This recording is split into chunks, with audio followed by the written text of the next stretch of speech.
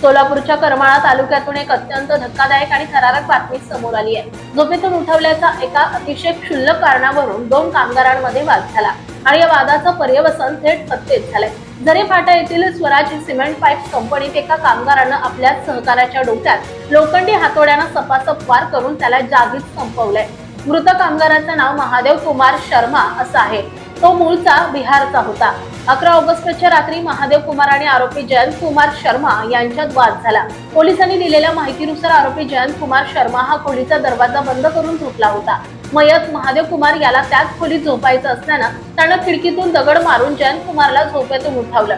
फक्त याच क्षुल्लक कारणावरून दोघांमध्ये रात्री 9:30च्या सुमारास जोरदार भांडण झालं। या भांडणाचा राग मनात धरून रात्री 11:15च्या सुमारास जेव्हा महादेव कुमार गाढ झोपेत होता तेव्हा आरोपी जयंत कुमारनं क्रूरतेची सीमा ओलांडली। त्यानं लोखंडी हातोडा घेतला आणि महादेव कुमारच्या डोक्यात सपासप वार केले। हा हल्ला इतका भीषण होता की गंभीर दुखापत झाल्यानं महादेव कुमारचा जागीच मृत्यू झाला।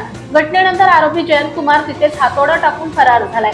घटनेची माहिती मिळताच सहाय्यक पोलीस अधीक्षक अंजना कृष्णा व्हीएस आणि करमाळा पोलीस ठाण्याचे पोलीस निरीक्षक रणजित माने यांनी तातडीने घटनास्थळी धाव घेतली। करमाळा पोलीस ठाण्यात आरोपी जयंत कुमार उमेश शर्मा याच्या विरोधात हत्येचा गुन्हा दाखल करण्यात आलाय।